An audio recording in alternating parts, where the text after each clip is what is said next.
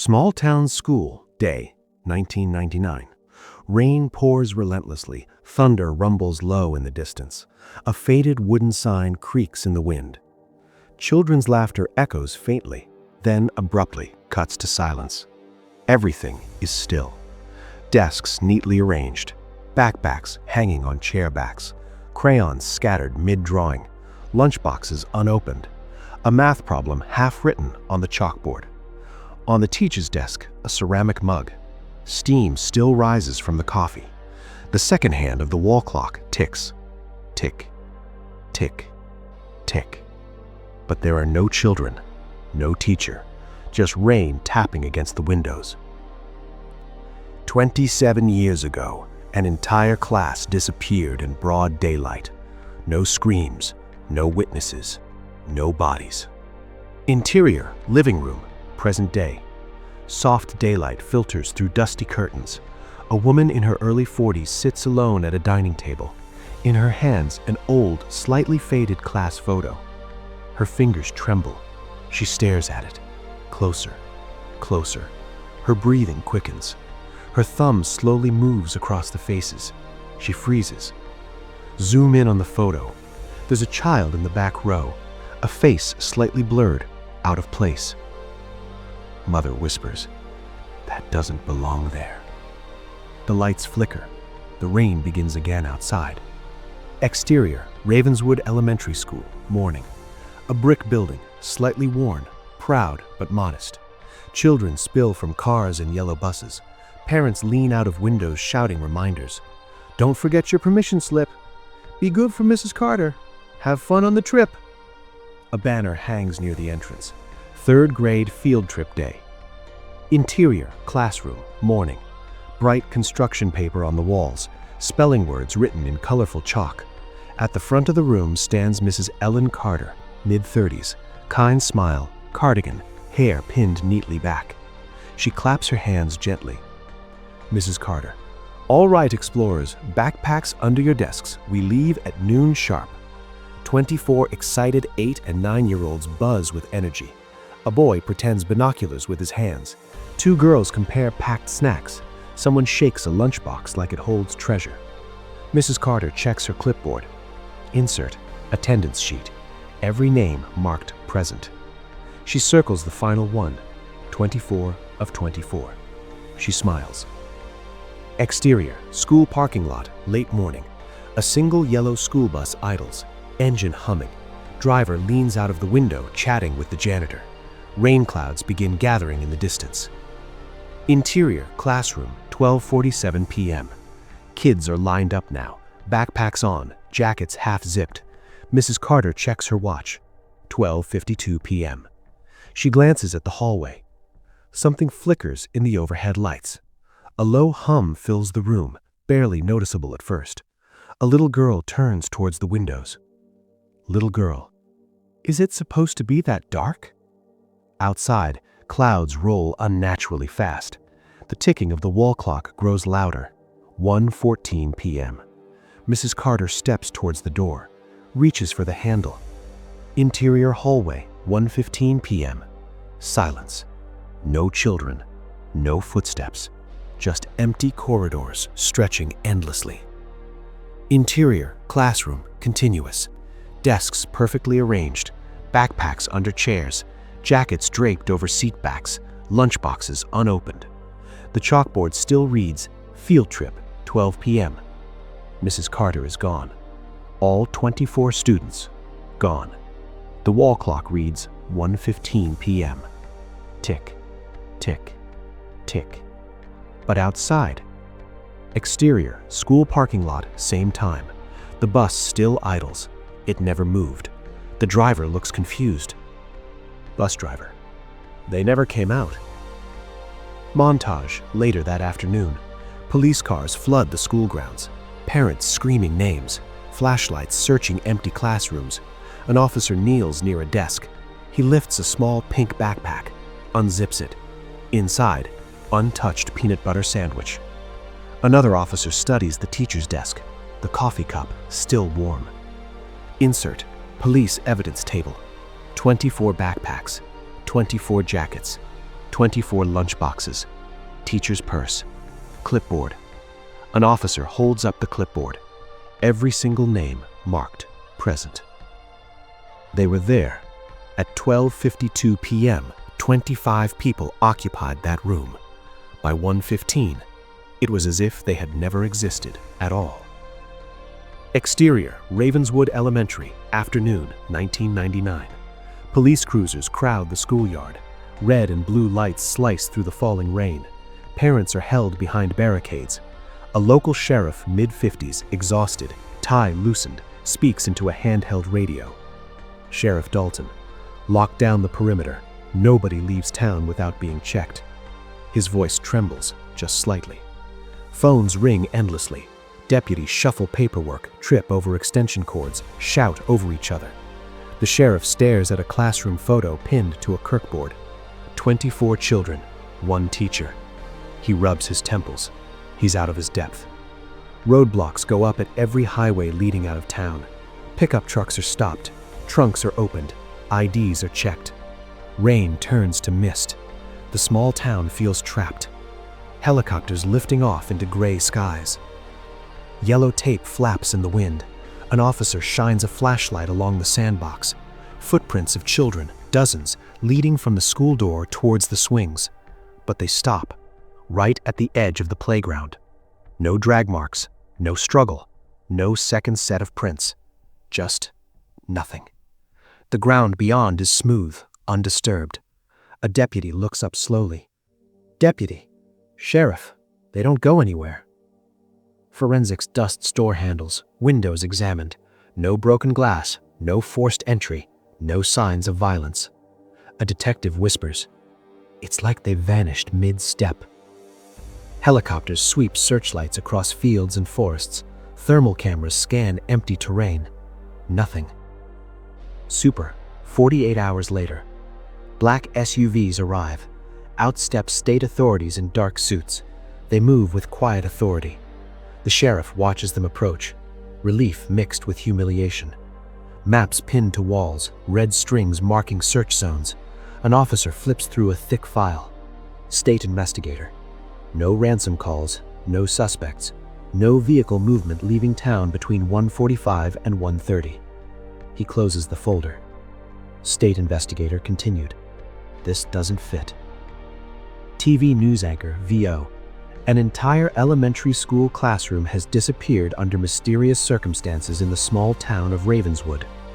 Another channel. Reporter, VO. Reporters say the authorities have no suspects, no bodies, and no explanation. Another channel. Anchor, VO. Some are calling it the most baffling missing persons case in modern history. Families across the country watch the coverage. The class photo appears on screen. 25 smiling faces. America is watching. The sheriff sits alone. TV light flickers across his face. Helicopter noise hums faintly outside. He stares at the attendance sheet on his desk. 24 students, 1 teacher, all marked present. He whispers to himself, Sheriff Dalton, they were right there. The lights flicker. The rain begins again. A sea of candlelit flickers beneath a dark sky. Parents clutch photos to their chests. Rain falls lightly, but no one leaves. A pastor's voice trembles over a microphone. We will not stop praying until they come home. Close on wax dripping over trembling fingers. Soft sobs, whispers of children's names. 24 white ribbons tied to the iron fence, 1 for each child. A perfectly made twin bed. Glow-in-the-dark stars on the ceiling. Soccer trophies neatly lined up. Dust gathers slowly over time. A calendar remains frozen on October 1999. Days became weeks. Weeks became years. But for the parents of Ravenswood, time stopped at 1:15 p.m. We meet Maria Thompson, early 40s.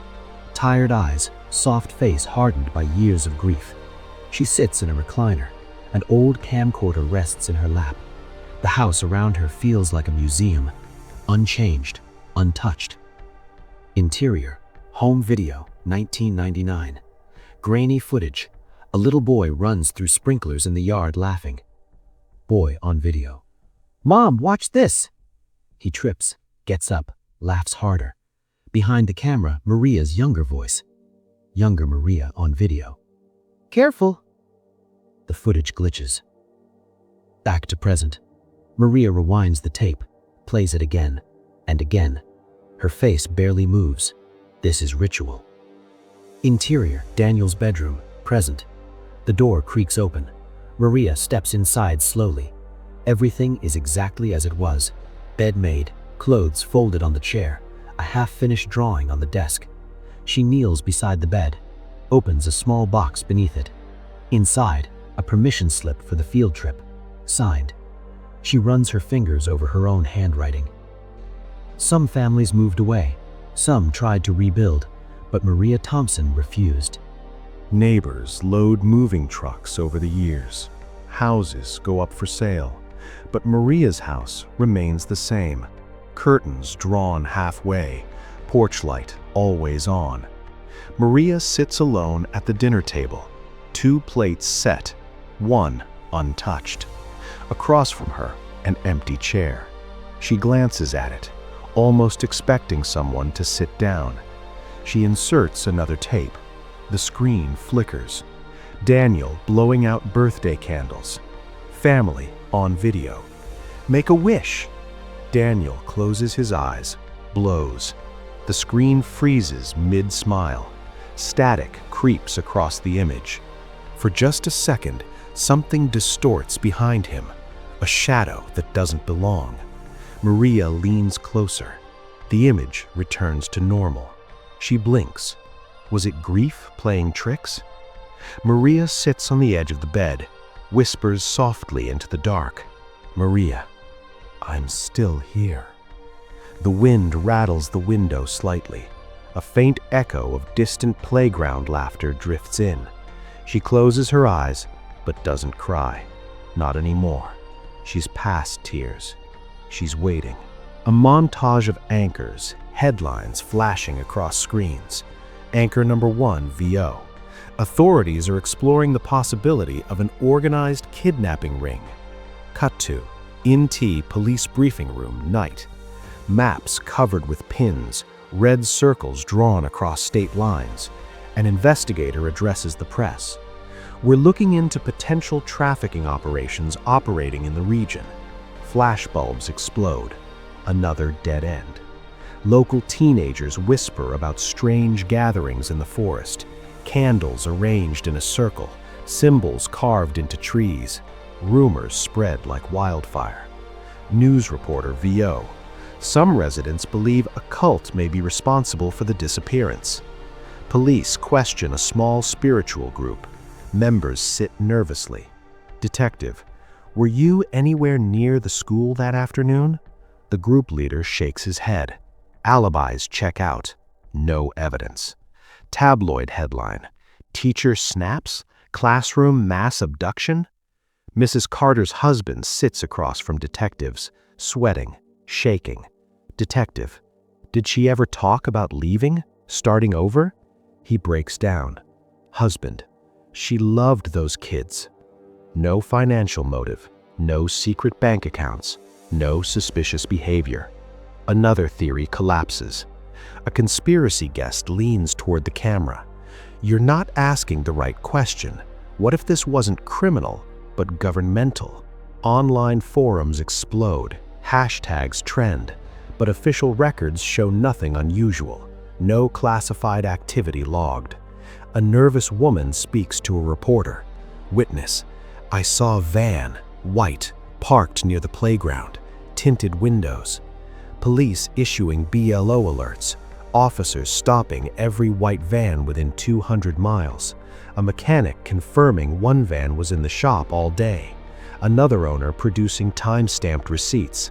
The tip leads nowhere. No license plate. No surveillance footage. The van becomes a ghost story. Envelopes slide through slots. No return address. Inside, a single sentence typed. "They are safe." Another envelope. "Stop looking." Another. "It wasn't supposed to happen." Parents panic. Police trace the letters. Postmarks vary, fingerprints smudged, paper generic. Eventually, a troubled teenager confesses to sending a few as a joke, but not all match. Some remain unexplained. Files stacked to the ceiling, photographs spread across the desk.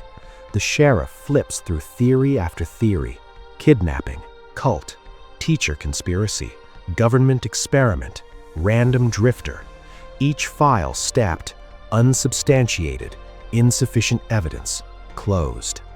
For every answer that seemed possible, evidence dissolved it. Every lead, no matter how promising, ended the same way. The TV plays an old documentary clip, experts debating, speculating, arguing. Maria turns it off. Silence fills the room. She stares at Daniel's class photo on the wall. In the absence of truth, fear filled the space. Empty swings move slightly in the wind. No children, just darkness. A faint echo of laughter. Or maybe just wind through rusted chains. Super, 2004, 5 years later. The room feels smaller. Files stacked inside cardboard boxes labeled Ravenswood. A man seals the last box with tape. No celebration, no ceremony, just exhaustion. After 5 years of investigation, the Ravenswood Task Force was dissolved. Police removing maps from walls, surveillance photos placed inside storage archives, computers powered down one by one, reporters packing cameras, investigators signing final paperwork. The school gate is locked with heavy chains. A sign hangs crookedly. Building closed until further notice. Wind pushes empty swing sets slowly. Creak, creak, creak. Grass grows through cracked rubber flooring. Slides rust. Monkey bars are wrapped with creeping vines. A faded hopscotch grid is almost invisible now. Children's voices are absent. Not even imagination fills the silence. As the school was eventually abandoned, then forgotten. NT local government storage. Boxes labeled Evidence, Unknown Origin. Personal belongings, Class 3B. Forensic samples, pending review. Dust settles on sealed containers. Time moves forward. Nothing inside ever speaks. The town tries to live. New shops open. Children attend other schools. People learn to stop asking. But the memory remains. Maria's house at night. Maria sits alone. Daniel's bedroom door is still closed. The bed is still made. She touches the door handle slowly, does not open it. The parents of Ravenswood were divided. Group 1, acceptance, move out of town, hold memorial services, donate children's toys to charity. They speak quietly. They are gone. Group 2, hope, keep bedrooms untouched, pay property taxes on empty houses, leave porch lights on every night. They whisper, they are still alive. Without bodies, death was never officially declared. Sheriff's office at night. The former sheriff sits alone, retired now. His uniform hangs inside a plastic garment bag behind him. He opens one last file, closes it, does not read it. He knows it by heart. Close on file cover, Ravenswood incident. Status, cold case. Super, 2026, present. Ravenswood Memorial Park, day. Wind moves slowly through white memorial banners. It has been 27 years. The town looks older, so do the survivors. An annual remembrance ceremony is underway. Photos of the missing children are displayed along a long wall. 24 faces, smiling, frozen in time. For 27 years, Ravenswood remembered. Maria Thompson, 60s, hair now streaked with gray, face lined with exhaustion and stubborn hope. She stands quietly at the back of the hall, still carrying the same quiet grief, still refusing to stop searching. Present-day Ravenswood, new buildings beside abandoned lots, The old elementary school sealed behind metal fencing, children playing in other schools, parents lighting memorial candles. Life moved on, but not completely. The old class photo is projected on a large screen. 25 people, 24 children, and Mrs. Carter. Maria steps closer. Her breathing slows. She studies the photo, like she has every year. Every year the parents gathered. Every year they searched the same photograph. Maria's eyes stop moving. Something is different. The children are standing in 3 rows, back row slightly blurred. Maria squints, leans closer. Her hand begins shaking. Maria whispers to herself, "I never noticed that." The strange thing, behind the last row of children, near the classroom window, a faint reflection, too faint to be a person, too defined to be noise, almost like someone standing outside the glass, watching. Maria's eyes widen slightly. She touches the projection screen. Her fingers hover over the reflection. 27 years of investigation, thousands of interviews, millions spent searching. Maria whispers to herself, "Why didn't I see you before?" The camera slowly zooms in to the reflection in the photo. The shape looks vaguely childish, standing very still, not facing the classroom, facing something beyond the window. The hall lights flicker once, just once. A young man standing beside Maria asks quietly, "Ma'am, are you okay?" Maria doesn't answer. She keeps staring. Because sometimes the truth hides not in what you see, but in what you were never meant to notice. Maria's house at night. The old class photo lies on a wooden table.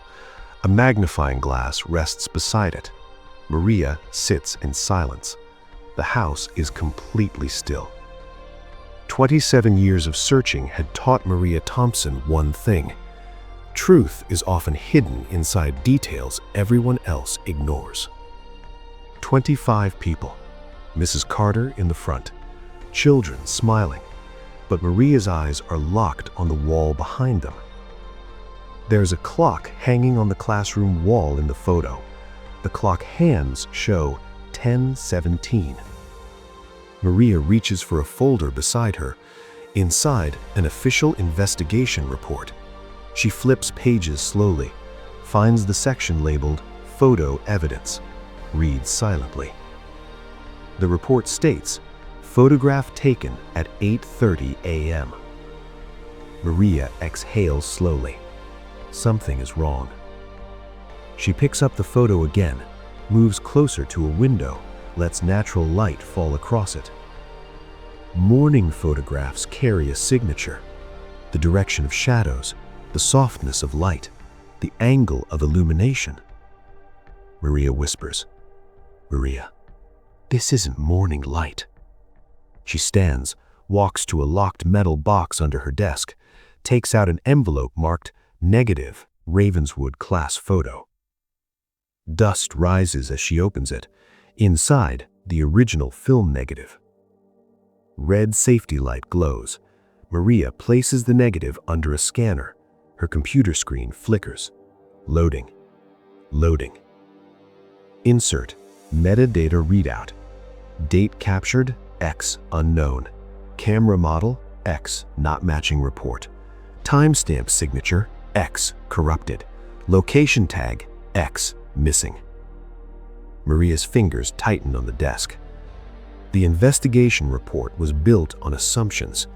The file was never meant to be questioned.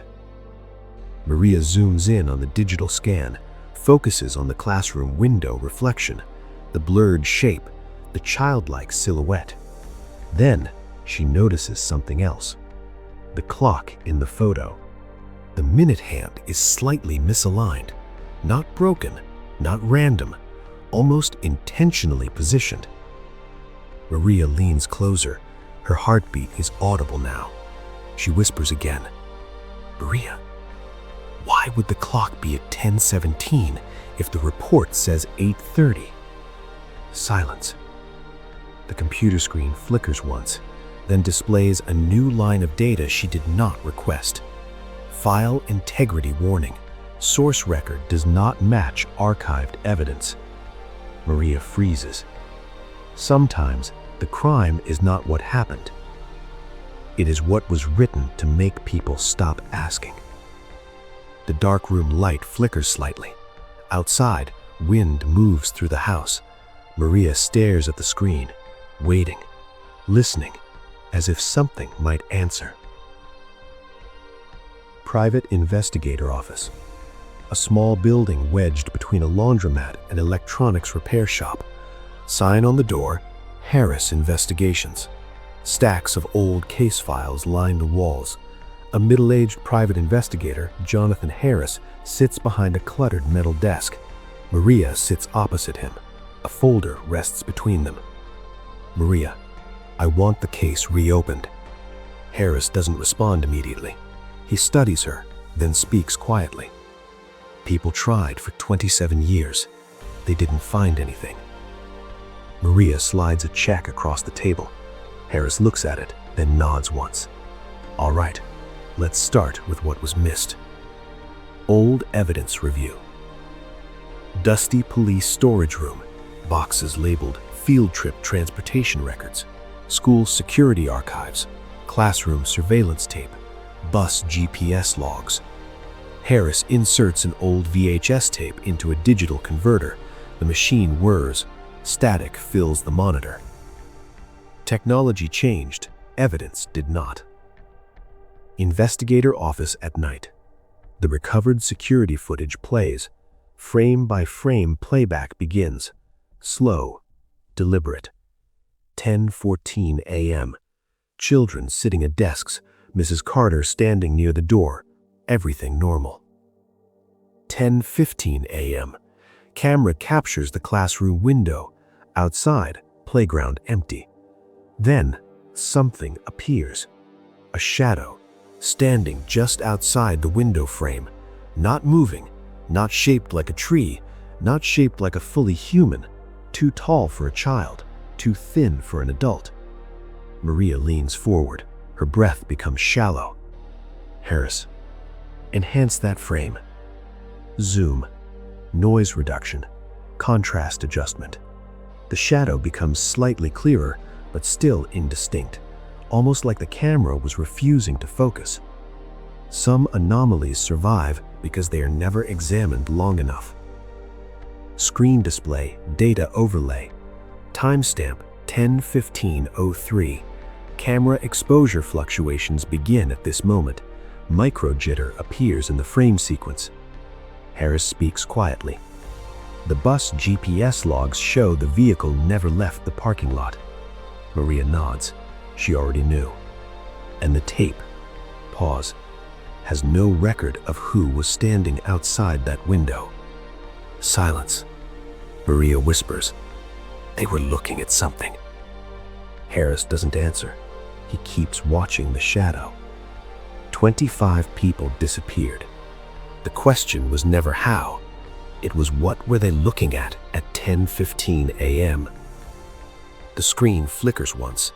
The shadow outside the window seems slightly closer. Not moving, just closer. Private Investigator Office at night.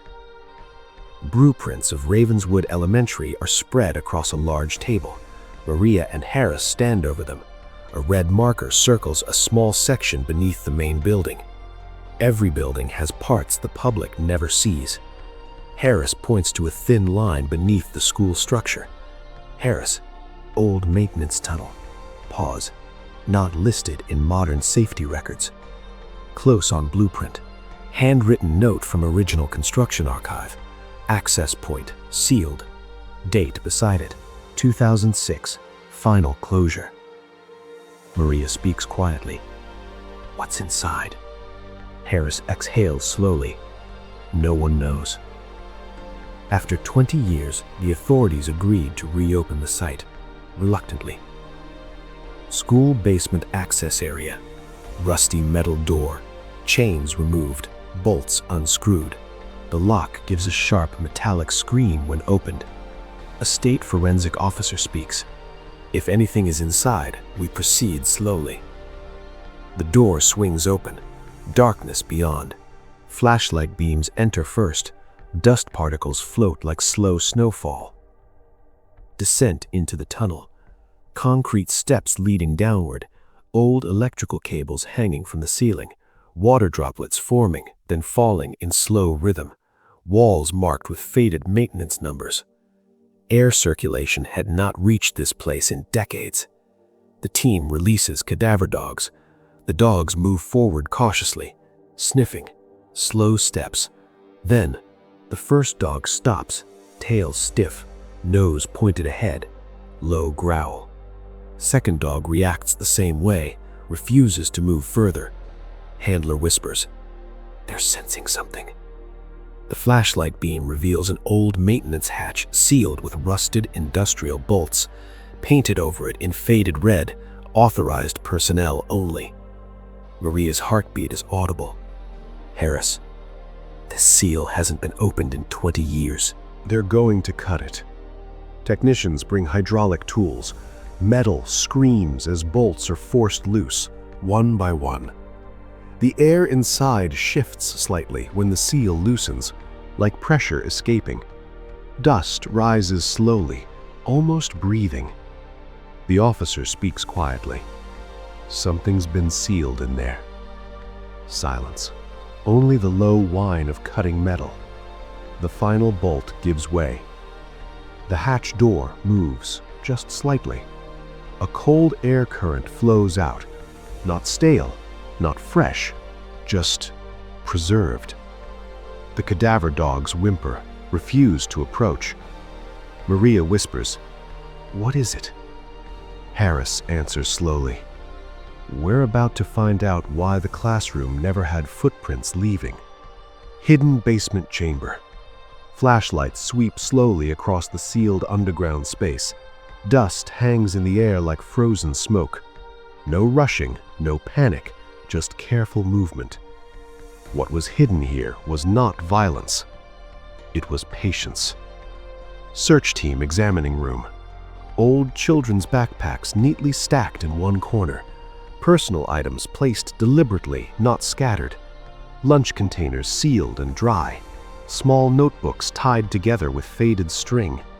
Nothing looks thrown or forced. Everything appears arranged. Harris speaks quietly. This wasn't a struggle site. Maria does not respond.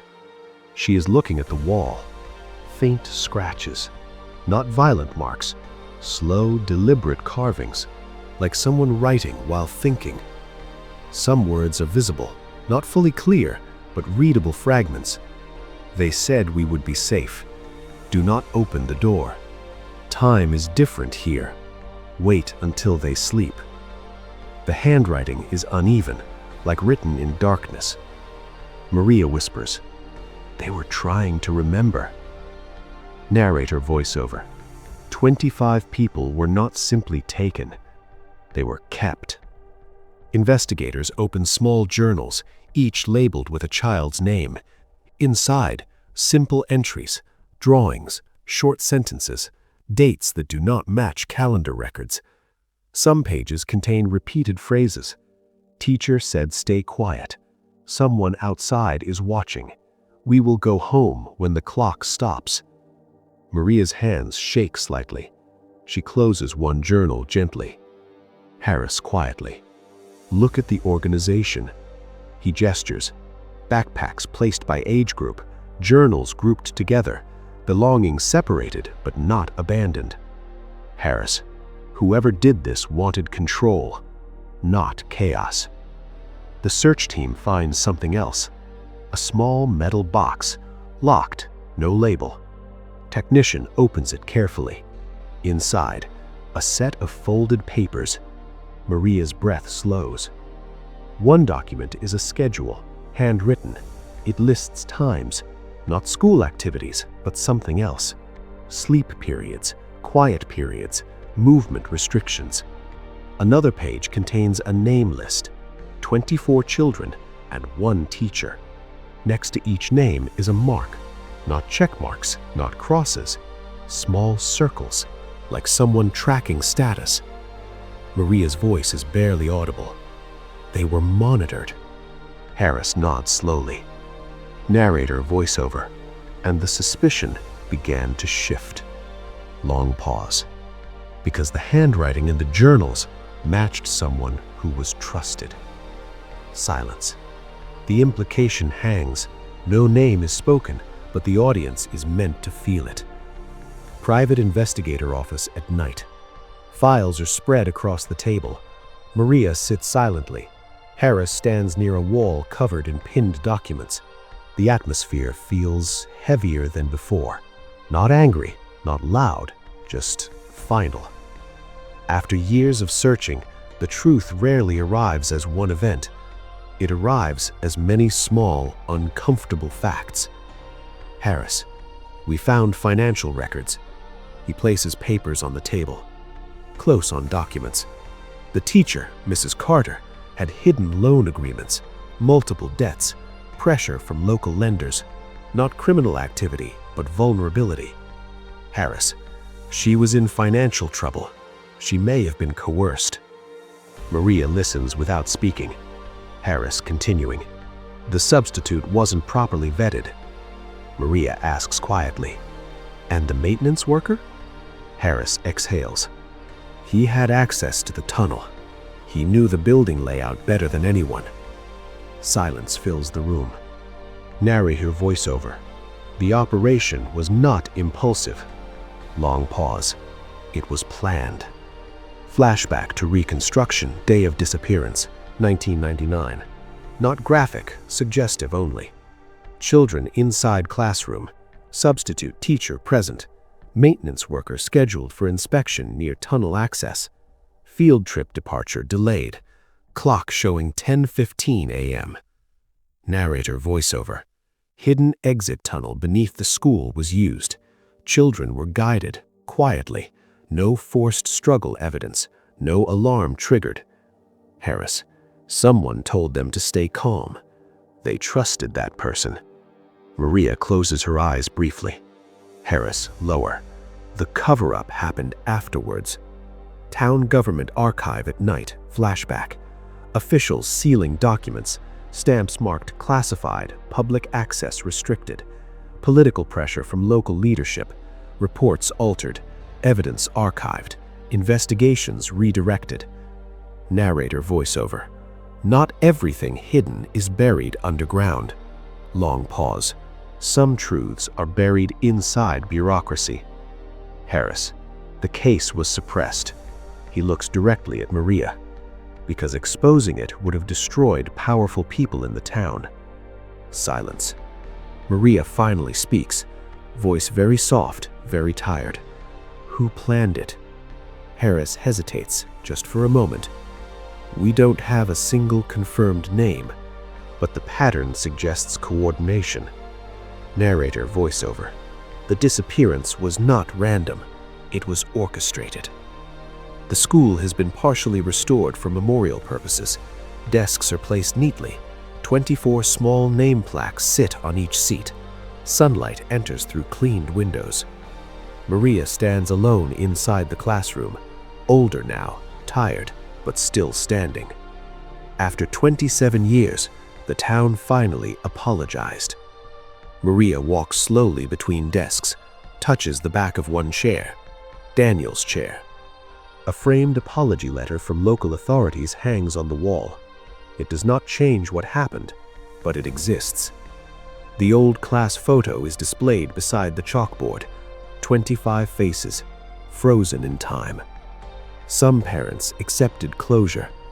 Others accepted only time.